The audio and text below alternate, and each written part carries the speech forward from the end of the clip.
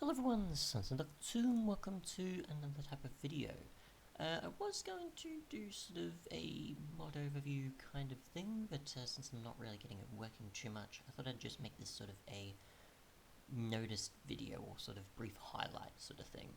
So for those who know, I've already covered Intermediary, which was obviously a tutorial sort of review in a way of 125 mods and 1710. So I've come across something that I think I would say is kind of similar to that, called APortingCore. Now, this seems to be this person's first mod, so results probably might vary. But yeah, instead of it being for older mods, for say 125 to 1710, this is pretty much for mods that are after 1710 brought into 1710. There is a list, though, which is actually surprisingly quite large for what is available currently. From my experimentation, I haven't gotten much working with those sorts of mods that I'm familiar with, but I'm assuming results will vary, maybe compatibility will be worked out eventually, or I'm doing something wrong, which is also likely. But yeah, in terms of what's available, the list is pretty much just from here, just this link, and you'll find out there is quite a few 1.8 or 1.12, or I think even some are around maybe the 1.9ish sort of range as well.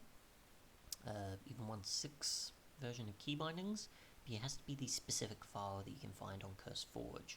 Some other stuff might vary, and obviously the compatibility has to be added. It can't just be you chuck it in and it just works with any mod that you're a fan of. So yeah, there seems to be a lot of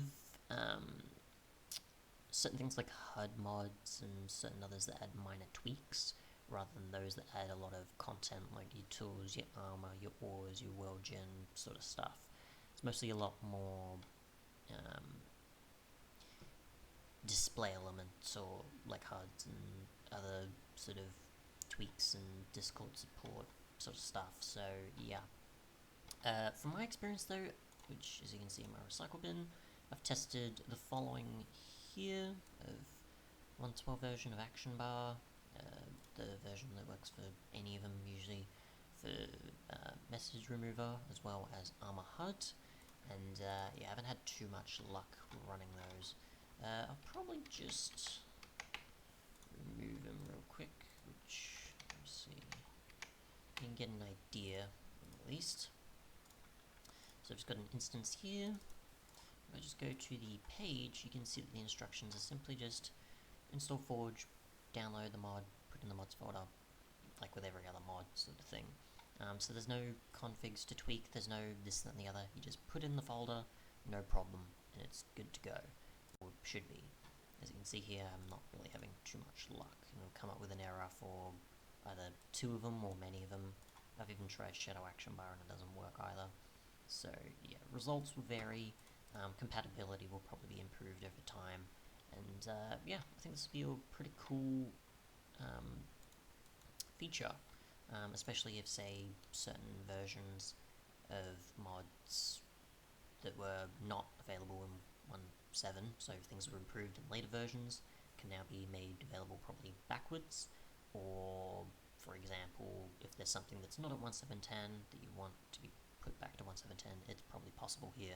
But again, it's mostly not content-focused stuff. It's more so HUDs and other small tweaks that are the type of mods being applied here to add to your experience.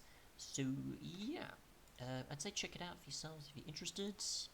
Obviously, I can't show it working because I haven't been able to get it working with any of the mods I've tried, besides just showing it obviously this one time.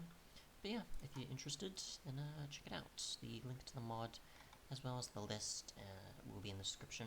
Obviously, all others will be probably, I guess, as well, that have been testing, and some that aren't on the list, like maybe something like Crisscross or something, isn't going to be there because it's not listed as compatible.